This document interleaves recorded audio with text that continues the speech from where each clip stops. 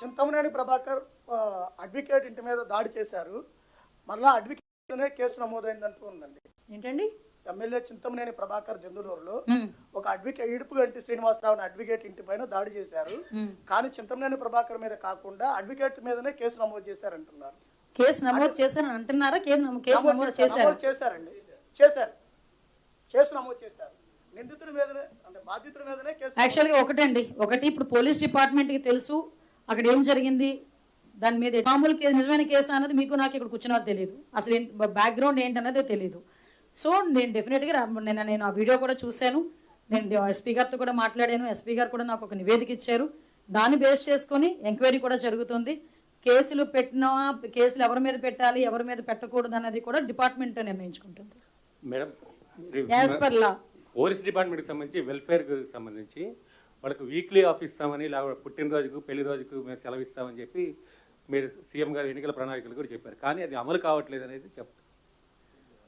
అమలు అయ్యేదానికి కూడా దాన్ని ఎలాగ చేయాలి, ఇప్పుడు మీ అందరికీ తెలుసు సిబ్బంది కొరత ఉంది, కానీ సీఎం గారి నోటి నుంచి వచ్చింది కాబట్టి దాన్ని ఎలా చేయాలనే దాని మీద ఆల్రెడీ అంటే దానికి కూడా యాక్షన్ ప్లాన్ ఉంటుంది కదండి. ఇప్పుడు ఒకేసారి ప్రాబ్లం అయ్యి వాళ్ళు ఏదైనా సెలవుల మీద వెళ్ళినా అగైన్ మళ్ళీ మీరే కూర్చొని ఏమంటారు, వాళ్ళందరూ సెలవులు ఇచ్చారు పెళ్లి రోజుని పుట్టినరోజుని, ఈ రోజు ఇక్కడ లా అండ్ ఆర్డర్ తప్పిందని మీరే అంటారు మళ్ళీ. సో దానికి కూడా ఒక యాక్షన్ మిగతా డిపార్ట్మెంట్స్ లాగా ఈజీగా సెలవులు ఇచ్చేదానికి ఉండదు కాబట్టి ఆల్రెడీ ఆ డిపార్ట్మెంట్ వాళ్ళు దాని మీద కూడా ఒక వర్కౌట్ చేస్తున్నారు. ఎలా వాళ్ళకి వెసులుబాటు కల్పించాలి, ఏ స్టేషన్ ఎంతమందికి ఇవ్వాలి, ఎలా ఇవ్వాలన్నది ఒక యాక్షన్ ప్లాన్తో వస్తారు. యాక్షన్ ప్లాన్తో వచ్చిన తర్వాత చదివించు. సరెండర్ ఎన్కాష్మెంట్ కూడా 4 పెండింగ్స్ ఉన్నాయండి.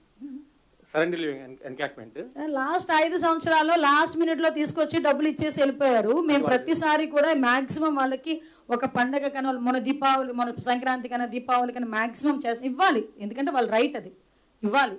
కానీ నేను కూడా రిక్వెస్ట్ చేసుకునేది ఏంటంటే ఈరోజు ఉన్న ఫినాన్షియల్ ప్రాబ్లమ్స్ని దృష్టిలో పెట్టుకొని కొంచెం డిపార్ట్మెంట్ వాళ్ళు కూడా అర్థం చేసుకుంటున్నారు, చేసుకోవాలని కూడా కోరుకుంటున్నా. వాళ్ళకి రావాల్సిన బకాయిలు ఏదైతే ఉన్నాయో as early as possible phases మారేగానే మేము ఇచ్చేస్తాం.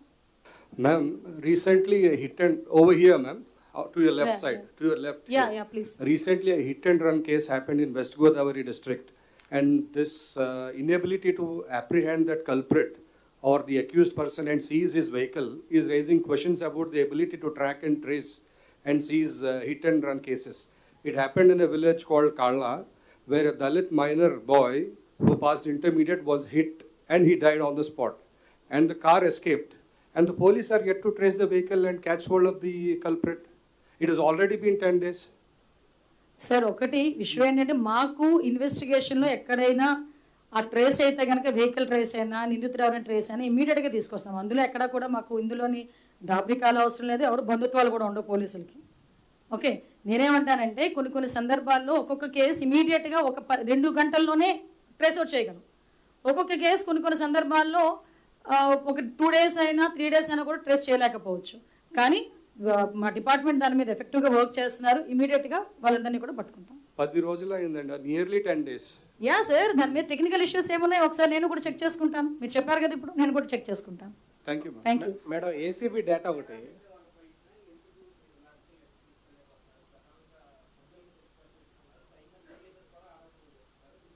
అంటే యాక్చువల్గా దీని గురించి సపరేట్గా మాట్లాడదాం, ఎందుకంటే నేను చాలా మంచి మూడ్లో వచ్చాను. నేను 2 సంవత్సరాలు ఇంత ఎఫెక్టివ్గా పోలీస్ డిపార్ట్మెంట్ పనిచేసి మా డిపార్ట్మెంట్ అందరినీ నేను అప్రిషియేట్ చేసుకునే మంచి పొజిషన్లో అలాంటి విజ్ఞత లేని వాళ్ళ గురించి మాట్లాడి నన్ను నేను తగ్గించుకోదలుచుకోలేదు. కానీ మాట్లాడతా ఒక ప్లాట్ఫామ్ మీద మాట్లాడతా, కానీ ఇది కాదు ఆ ప్లాట్ఫామ్. ఇది నా డిపార్ట్మెంట్ ప్రైడ్, నా డిపార్ట్మెంట్ 2 సంవత్సరాల కష్టం. ఈ కష్టానికి ఈ ప్రైడ్కి సంబంధించి ఎవడో విజ్ఞత లేని వాళ్ళు మాట్లాడితే దాని గురించి ఈ ప్లాట్ఫామ్ మీద సమాధానం చెప్పను, వేరే ప్లాట్ఫామ్ మీద అతి తొందరలో సమాధానం చెప్తా. కానీ ఇది సందర్భంగా దయచేసి నాకు అది వదిలేయండి, ఎందుకంటే దాని గురించి మాట్లాడితే ఇదంతా ఒకే వెళ్ళిపోద్ది. నా 2 సంవత్సరాలు నా డిపార్ట్మెంట్ కష్టం, ఇది కొద్ది చాలా కష్టపడ్డారు. పాప జ్ఞానేశ్వరికి సంబంధించిన అప్డేట్స్ ఏమున్నాయి మేడం? జ్ఞానేశ్వరికి సంబంధించి నిజంగా చాలా దురదృష్టం. నేను ప్రతిరోజు మార్నింగ్ ఈవినింగ్ ఎస్పీ గారితో నేను మాట్లాడుతున్నా. బై గాడ్స్ అంటే ఆ తల్లికి కంపల్సరీగా నా సపోర్ట్ కూడా ఉండాలి. యాజ్ ఎర్లీ యాజ్ పాసిబుల్ నేను కూడా అమ్మాయిని వెళ్ళి కలుస్తాను ఒకసారి. చిన్నపిల్ల ఎక్కడైతే తప్పింది, ఆఖరికి ఆ డాగ్ ఏదైతే అమ్మాయిని అసిస్ట్ చేసి వెళ్ళిందో ఆ డాగ్ చనిపోయిన తర్వాత కూడా పోస్ట్ మార్టం కూడా చేయడం జరిగింది. ఆ రిపోర్ట్ కూడా రావడానికి ఒక one day post mortem report వస్తుంది. ఓవరాల్గా చెప్పాలంటే కొన్ని టీంలు, ఎన్డీఆర్ఎఫ్ టీంలు కూడా ఒకవేళ ఇన్ కేసు ఎక్కడైనా అడవుల మధ్యలో ఉండిపోయిందా, లేకపోతే ఎక్కడైనా ఏదైనా అన్ఫార్చునేట్ థింగ్ ఏదైనా జరిగిందా, దాని గురించి కూడా ఆ యాంగిల్లో కూడా పనిచేస్తున్నారు. ఎన్డీఆర్ఎఫ్ టీం అక్కడే ఉంది, టీమ్స్ ఏర్పాటు చేసాం. ఫారెస్ట్ డిపార్ట్మెంట్ వాళ్ళు ఉన్నారు, ఎస్డీఆర్ఎఫ్ టీం వాళ్ళు ఉన్నారు, మా పోలీస్ టీం పనిచేస్తుంది. 24/7 ఆ పాప ప్రాణంతో దొరకాలి అనే ఈరోజు మనం అందరం కూడా కోరుకుంటున్నాం కూడా. మేడం, సైబర్ కేసులో ఇప్పుడు చాలా వరకు చాలా కట్టడి చేశారు, కానీ పోలీసులు చిన్న సమస్య వస్తుంది. కేసెస్ వాళ్ళని కట్టేటప్పుడు వాళ్ళ మీద సెక్షన్స్ ప్రాపర్గా లేకపోవడం, తర్వాత గట్టి సెక్షన్స్ లేకపోవడం వల్ల వాళ్ళు త్వరగా బయటకు వచ్చేస్తున్నారు అనేది డిపార్ట్మెంట్ నుంచి కూడా వస్తున్నారు. పర్టికులర్గా ఈ సైబర్ క్రైమ్ జరిగే కేసులకు సంబంధించిన వాళ్ళకి అలా దీన్ని ఏమన్నా చూస్తున్నారా? యాక్చువల్గా కొన్ని సందర్భాల్లో మీరు అన్నదంటే చట్టాలని నేను క్వశ్చన్ చేయట్లేదు, చట్టాలని మనము పాయింట్అవుట్ చేయడం కాదు, కానీ కొన్ని సందర్భాల్లో ఈ సైబర్ క్రైమ్కి సంబంధించి కొంచెం కఠినమైన చట్టాలు ఈరోజు మనకు పనిచేస్తున్నాయండి. సైబర్ క్రైమ్కి సంబంధించి మ్యాక్సిమమ్, కాకపోతే ప్రాబ్లం ఎక్కడ వస్తుందంటే రికవరీ దగ్గర కొన్ని మళ్ళీ అకౌంట్స్లోకి అమౌంట్ అంతా ఒకేసారి వెళ్ళిపోవటం అనేది, లేకపోతే టైం మనకి ఇప్పుడు ఏదైతే మనకి హార్ట్ స్ట్రోక్ లాంటి వచ్చినప్పుడు ఒక టైం ఉంటుంది, గోల్డెన్ టైం అంటారు. At the same time cyber క్రైమ్కి కూడా ఒక గోల్డెన్ టైం ఉంటుంది. ఆ టైంలో కనుక ఇమీడియట్గా డిపార్ట్మెంట్కి కానీ మనం 1930 కానీ కాల్ చేస్తే ఆ అకౌంట్ని ఫ్రీజ్ చేయడం అనేది, బ్యాంకర్స్తో మాట్లాడడం అనేది మనం చేసుకోగలుగుతున్నాం. కానీ అది దాటిన తర్వాత చాలామంది ఏంటంటే బయటికి చెప్పుకోలేక అవమాన భారంతో కూడా చాలామంది చెప్పుకోవడం మానేస్తున్నారు. నేను అందుకే అంటున్నా, ఈ వేదిక ద్వారా సైబర్ క్రైమ్కి అవేర్నెస్ రావాలి. అంత సేమ్ టైం మన పిల్లలకి కూడా ఫోన్లు ఇచ్చేటప్పుడు ఏ లింక్ పడితే ఆ లింక్ మీద ప్రెస్ చేయొద్దు, మీకు ఏదైనా మీకు తెలియని మెసేజ్ వచ్చినప్పుడు ఇమీడియట్గా దానికి రెస్పాండ్ అవ్వద్దు.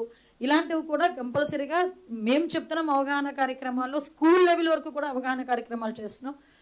దయచేసి ఇలాంటివి ఏదైనా ఉంటే కనుక డిపార్ట్మెంట్కి 1930కి ఇమీడియట్గా ఇన్ఫార్మ్ చేయమని చెప్తున్నాం. మీకు జాబ్ క్యాలెండర్ ఇచ్చాం కదా, యాక్చువల్గా జాబ్ క్యాలెండర్లో కూడా దగ్గర 2700 పోస్టులకి నెక్స్ట్ జాబ్ క్యాలెండర్లో పోస్టులు మేము ఫిల్అప్ చేయడానికి కూడా ఉన్నామండి. ఒకటే చెప్పామండి, ప్రతి సంవత్సరం కూడా జాబ్ క్యాలెండర్ ఇస్తామన్నాం. మేము ఇచ్చేది లాస్ట్ గవర్నమెంట్ చెప్పిన జాబ్ క్యాలెండర్లో సాక్షి క్యాలెండర్ కాదు మేము ఇచ్చేది ప్యూర్ జాబ్ క్యాలెండర్. ఆల్రెడీ బయట కూడా ఇచ్చాము, అనౌన్స్ కూడా చేశాం జాబ్ క్యాలెండర్స్. అందులోని కూడా దగ్గర 2000 మందికి పైగా పోలీస్ రిక్రూట్మెంట్ జరుగుతుంది. ఆల్రెడీ 6000 జరిగింది, ఇంకా ఫర్దర్గా. మేడం, గంజాయి డ్రగ్స్కి సంబంధించి ఏంటి విఆర్లో ఉండడం వల్ల ఈ రోజు కొత్తగా జరిగిందా? విఆర్ అన్నది ఆటోమేటిక్గా పోలీస్ డిపార్ట్మెంట్లో వన్ ఆఫ్ ద పార్ట్. అది అన్ని డిపార్ట్మెంట్ని తీసుకెళ్లి స్టేషన్లో పెట్టలేం కదా, ఎమర్జెన్సీ పర్పసెస్లో కొంతమంది విఆర్లో, కొంతమంది ఎస్పీ ఆఫీస్లో ఉంటారు, ఒకసారి ఐసీ ఆఫీస్లో ఉంటారు, ఒక మంది డీసీపీ ఆఫీస్లో ఉంటారు. It's common. ఈ రోజు ఏదో కొత్తగా మేము విఆర్ విధానాన్ని తీసుకొచ్చామని మాట్లాడతారేంటి? ఎక్కువ మంది ఖాళీలు ఉంటే ఇంత ఎఫెక్టివ్గా ఎలా పని చేయగలం అండి? 14% ఎలా దొక్కుతుందండి? చెప్పండి ఒకసారి. మేడం, ఇది లెక్కలు కాదు. యాజ్ ఎ హోమ్ మినిస్టర్, ఒక హోమ్ మినిస్టర్గా సెక్రటేరియట్లో ఇంతమంది పోలీస్ ఆఫీసర్స్ మధ్యలో అధికారికంగా చెప్తున్నా, ఇది నా పార్టీ ఆఫీస్లో పెట్టుకొని మాట్లాడితే లెక్కలు అని మీరు అనండి. కానీ నేను సెక్రటేరియట్లో ఇంతమంది పోలీస్ ఆఫీసర్స్ మధ్యలో అధికారికంగా యాజ్ ఎ హోమ్ మినిస్టర్ నేను చెప్తున్నా విషయాలు ఇవన్నీ కూడా. ఇది మీరు ఎక్కడైనా క్వశ్చన్ చేసుకోవచ్చు.